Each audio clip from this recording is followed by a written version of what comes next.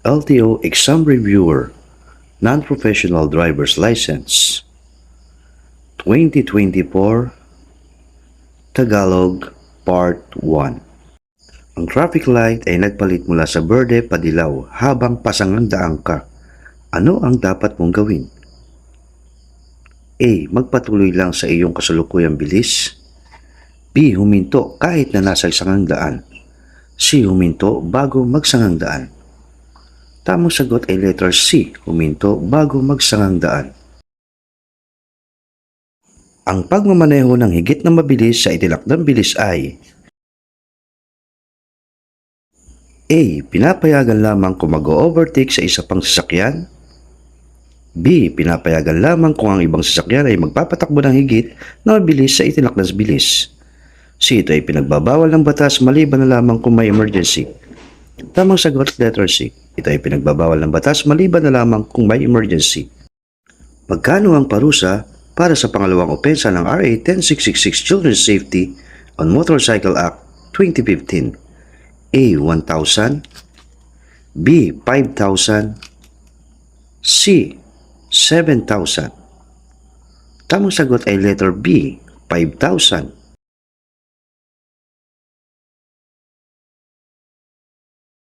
Paano ka naaapektuhan ng alak? A. Pinapabilis nito ang iyong reaksyon. B. Pinapabuti nito ang iyong koordinasyon. C. Pinapababa nito ang iyong konsentrasyon. Tamang sagot, letter C. Pinapababa nito ang iyong konsentrasyon. Ang U-turn ay ginagamit para baguhin ang direksyon. Alin sa mga sumusunod ang pinapayagan? A. Kung saan walang U-turn sign na nakalagay. B. Sa one-way na kalye. C. Kung walang sasakyan na paparating sa kabilang panig na magresulta ng sagabal o masamang aksidente. Tamang sagot, letter C. Kung walang sasakyan o paparating na kabilang panig na magresulta ng sagabal o masamang aksidente. Ano ang magiging resulta ng hindi pagpatay ng signal light matapos lumiko mula sa intersection? A. Makakapagpalito sa lahat ng mga nasa daan. B. Makakapagpalito sa lahat ng mga motorista. C. Makakapagpalito sa mga tagapagpatupad ng batas pantrapiko. Tamang sagot, letter A. Makakapagpalito sa lahat ng mga nasa daan. Alin sa mga sumusunod ang gawaing paglabag sa pavement markings? A. Pagbusina. B. Biglang pagbagal ng takbo habang nakabirding ilaw. C. Paghinto at pagbaba ng mga pasahero sa tawiran ng tao. Tamang sagot, letter C. Paghinto at pagbaba ng mga pasahero sa tawiran ng tao. Ano ang dapat gawin ng isang driver kung siya ay dadaan sa isang kalye na maraming tao na tumatawid? A. Bagalan ng takbo, maging alerto o maingat at tignan kung ligtas ang pagdaan. B. Magpatuloy sa normal na bilis ng takbo. C. Bumusina at pailawin ang mga headlights. Tamang sagot, letter A. Bagalan ng takbo, maging alerto o maingat at tignan kung ligtas ang pagdaan. Ang kumikislap na dilaw na ilaw ay signal na nagpapahiwatig na dapat A. Bagalan ng takbo at magpatuloy kapag ligtas. B. Pagpatuloy ang kasalukuyang bilis. C. Magmabilis. Tamang sagot, letter A. Bagalan ng takbo at magpatuloy kapag ligtas. Kung balak mong bumagal o huminto, dapat mong A. Bumusina. B. Tapakan ang iyong preno ng magaan upang buksan ang iyong mga ilaw sa preno. C. Manatili sa iyong linya pagkatapos huminto. Tamang sagot, letter B. Tapakan ang iyong preno ng magaan upang buksan ang iyong mga ilaw sa preno. Kumplituhin ang tamang pahayag. Hindi mo dapat gamitin ang busina kapag ang iyong sasakyan ay nakatigil. A. Maliban kung ang isang gumagalaw na sasakyan ay maaaring maging sanhi ng panganib. B. Maliban kung ito ay ginagamit lamang ng saglit. C. Maliban sa pagbigay ng senyales na nakarating ka na. Tamang sagot, letter A. Maliban kung ang isang gumagalaw na sasakyan ay maaaring maging sanhi ng panganib.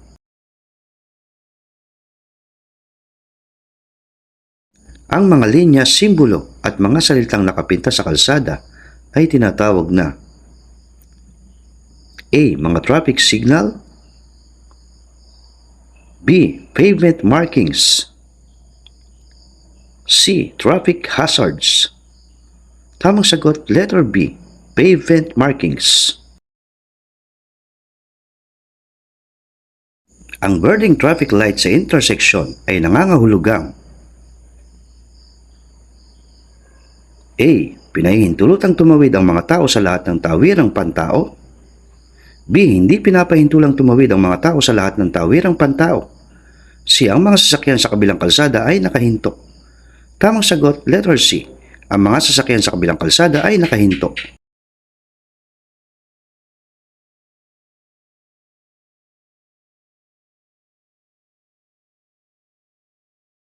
Sa anong pangyayari maaaring pumarada sa harapan ng ospital? A. Kapag sumusundo ng pasyente. B. Wala. C. Kapag empleyado ka ng ospital. Tamang sagot, letter B. Wala.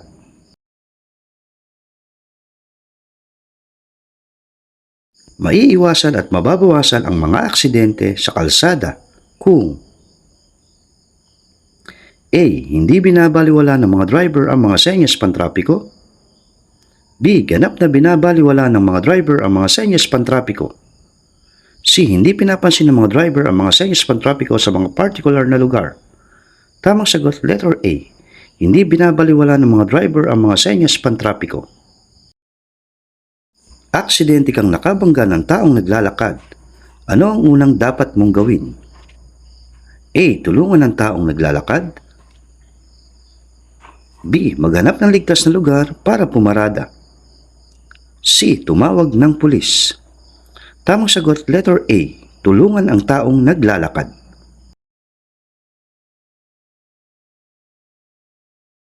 Ang sasakyan ay nakaparada kapag A. Hindi gumagalaw ang sasakyan habang nagsasakay ng pasahero. B. Hindi gumagalaw ang sasakyan habang nagbababa ng pasahero. C. Ang sasakyan ay hindi gumagalaw habang patay ang makina. Tamang sagot, letter C. Ang sasakyan ay hindi gumagalaw habang patay ang makina.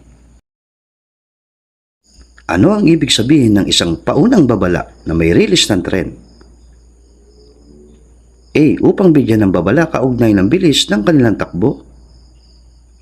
B. Upang balaan ng mga motorista na hindi sila maaaring pumarada anumang oras. C. Upang balaan ng mga motorista na may release ng tren sa unahan bahagi ng kalsada. Tamang sagot, letter C. Upang balaan ng mga motorista na may release ng tren sa unahang bahagi ng kalsada. Habang nagmamaneho, gusto mong lumiko pakaliwa sa minor na kalsada. Paano ang gagawin mo? A. Manatili sa gitna ng daan. B. Magmabilis na lumipat. C. Huwag magmadali at ayusin lamang ang paglipat. Tamang sagot, letter C. Huwag magmadali at ayusin lamang ang paglipat. Hindi ka dapat gumamit ng mobile phone habang nagmamaneho. A. Dahil mahina ang pagtanggap kapag umaandar ang makina. B. Dahil makakaapekto ito sa mga electronic system ng sasakyan. C. Dahil maaaring makasagabal ito sa iyong atensyon. Tamang sagot, letter C. Dahil maaaring makasagabal ito sa iyong atensyon. Kapag nakainkwentro ka sa daan ng mga sasakyang pang-emergency, kagaya ng ambulansya, fire truck na sumisirena, anong dapat mong gawin? A. Huwag mo silang pansinin. B. Magbigay daan sa pamamagitan ng paggilid sa kanan o kaliwa. C. Harangan ang kanilang daanan. Tamang sagot, letter B. Magbigay daan sa pamamagitan na paggilid sa kanan o kaliwa. Ang bilis ng pagmamaneho mo sa gabi ay dapat nakadepende sa A. Pisikal at mental na kondisyon at husay ng driver. B. Kakayahan ng sasakyan at lagay ng panahon. C. Lahat ng sagot. Tamang sagot, letter C. Lahat ng sagot.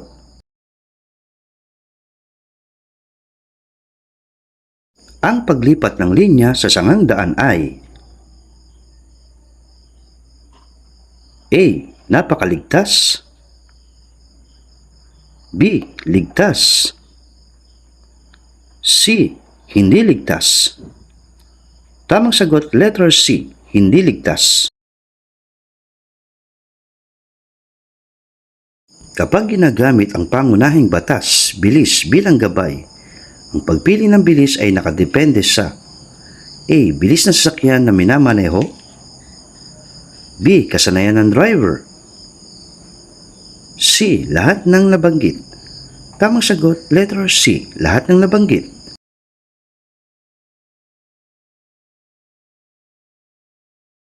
Kailan ka dapat mag-signal kung ikaw ay liliko pa kanan? A. Habang lumiliko, B. Pagkatapos lumiko, C. Bago lumiko. Tamang sagot, letter C, bago lumiko.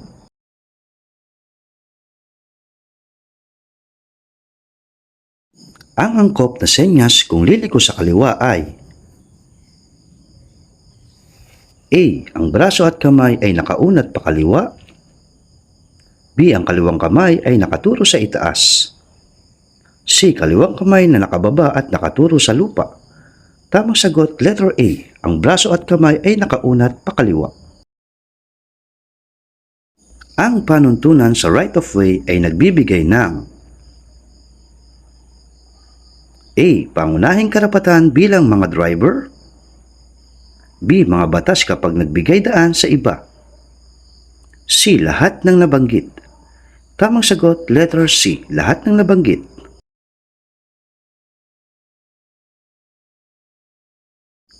Ang aksyon na ito ay maaaring magdulot sa iyo na mapasadsad at mawalan ng kontrol kapag gumawa ka ng biglaang pagpalit, lalo na sa basa at posibleng madulas na kalsada. A. Hindi tamang pagpreno, B. Lumilikong mabagal, C. Akselerasyong napakabagal. Tamang sagot, letter A, hindi tamang pagpreno.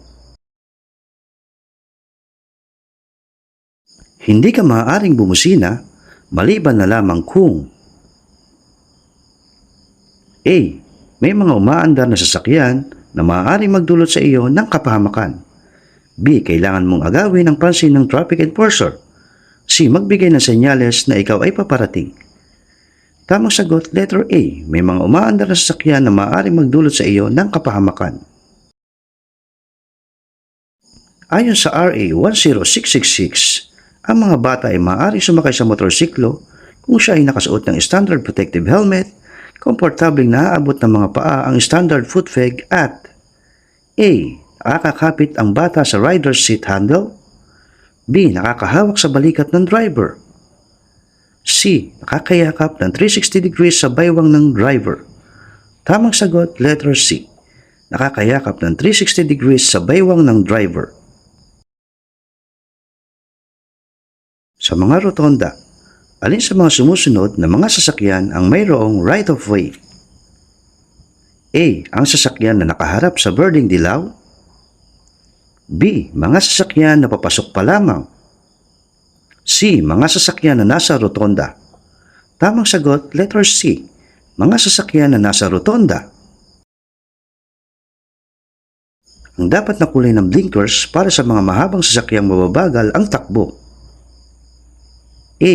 Asul, B. Dilaw, C. Pula.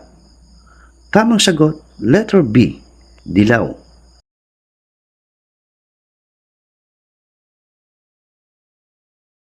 Ang traffic sign na no parking ay nangangahulugan na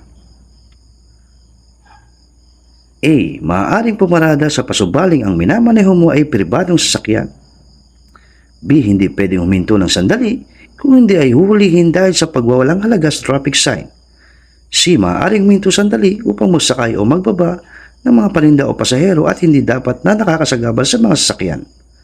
Tamang sagot, letter C. Maaaring huminto sandali upang magsakay o magbaba ng mga paninda o pasahero at hindi dapat nakakasagabal sa mga sasakyan.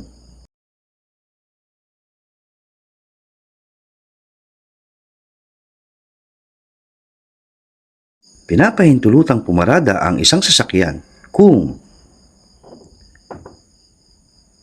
A. Lampas 4 na metro sa boka insendiyo o fire hydrant, B. Sa loob ng 3 metro ng intersection ng mga linyang kurbada. C. Sa loob ng intersection. Tamang sagot, letter A. Lampas 4 na metro sa buka encendido o fire hydrant. May biglang tumawid sa kalsada, nangaandar ka na. Ano ang gagawin mo?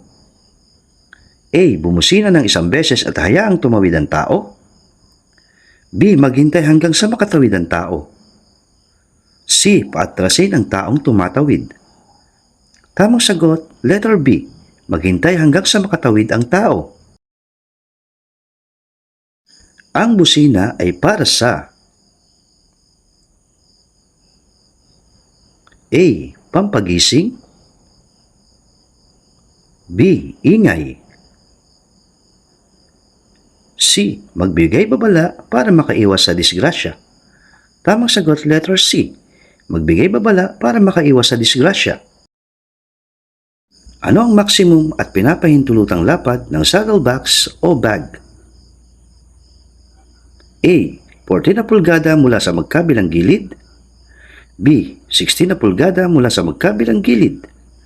C. 18 na pulgada mula sa magkabilang gilid. Tamang sagot, letter A. 14 na pulgada mula sa magkabilang gilid. Ano ang dapat gawin kapag nagmamaneho sa highway na may maraming lubak? A. Bilisan ang takbo. B. Bagalan ang takbo. C. Palaging lumipat ng daan o lane. Tamang sagot, letter B. Bagalan ang takbo. Kailan ka maaaring maghintay sa dilaw o yellow box sa sangang daan? A. Kapag ang traffic light ay pula. B. Kapag nakatigil ka sa daloy ng trapiko. C. Hindi kailanman. Ang sangandaan ay dapat malinis sa lahat ng oras. Tamang sagot, letter C. Hindi kailanman. Ang sangandaan ay dapat malinis sa lahat ng oras. Kung higit sa isang driver ang dumating sa four-way stop, sino sa kanila ang may karapatan sa daan? A. Ang driver na unang dumating ang siyang unang dapat na umandar. B. Ang driver na huling dumating ang siyang unang dapat na umandar.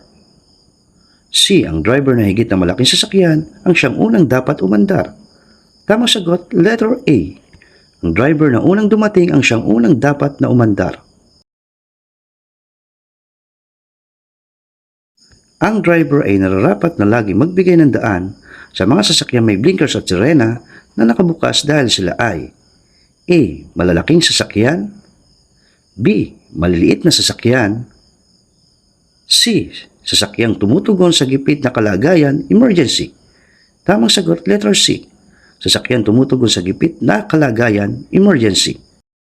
Sino ang may prioridad sa isang interseksyon kung may dalawang sasakyan na dumating? A. Ang sasakyan nasa kaliwa ang prioridad. B. May prioridad ang higit na malaking sasakyan. C. Ang sasakyang nasa kanan ang may prioridad. Tamang sagot, letter C. Ang sasakyan nasa kanan ang may prioridad. Sa anong pagkakataon hindi maaaring mag-overtake? A. Tuwing gabi. B. Kung umuulan. C. Sa blind curve. Tamang sagot, letter C. Sa blind curve. Ayon sa RA 4136, ang student driver's permit ay dapat hindi bababa sa edad na A. 16 taong gulang. B. 18 taong gulang. C. 20 na taong gulang. Tamang sagot, letter A. 16 na taong gulang.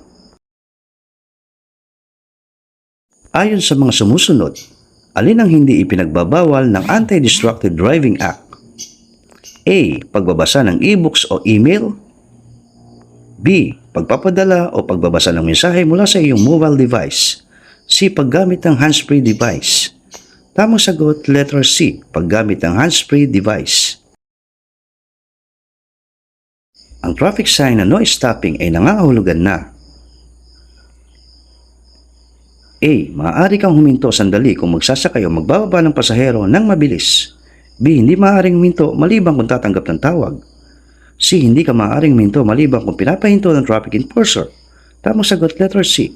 Hindi ka maaaring huminto maliban kung pinapahinto ng traffic enforcer.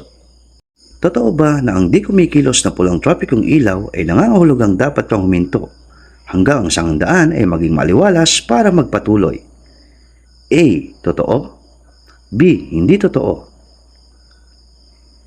C. Walang sagot. Tamang sagot, letter B. Hindi totoo.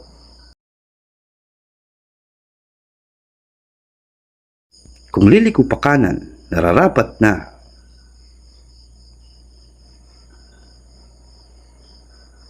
A. Bagalan ng takbo, manatili sa pinakalabas na bahagi ng daan at magsignal upang lumiko sa kanan. B. Manatili sa kaliwang kalsada at magsignal upang lumiko sa kanan 15 metro bago lumiko. C. Manatili sa kanan daan ng kalsada at magsignal upang lumiko sa kanan 30 metro bago lumiko. Tamang sagot, letter A. Bagalan ng takbo, manatili sa pinakalabas na bahagi ng daan at magsignal upang lumiko sa kanan.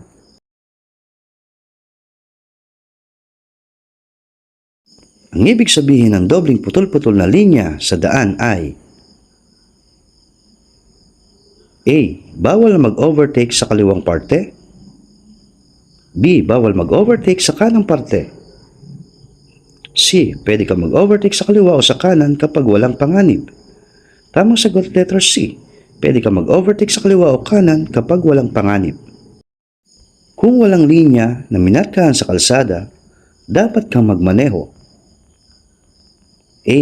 Malapit sa kanang bahagi ng kalsada. B. Kahit saang bahagi ng kalsada. C. Sa gitna ng kalsada. Tamang sagot, letter A. Malapit sa kanang bahagi ng kalsada.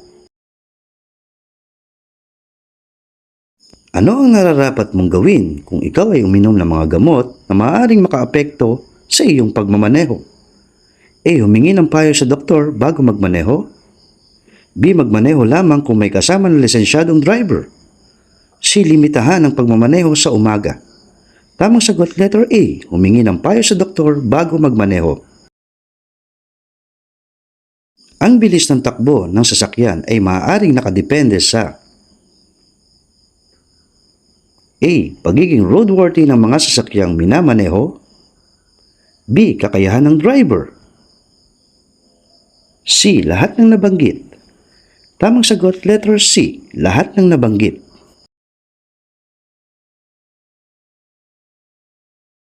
Ano ang dapat mong gawin kung pinapatakbo ka ng pulis pantrapiko kahit na pula na ang traffic light o senyas na nagpapahinto?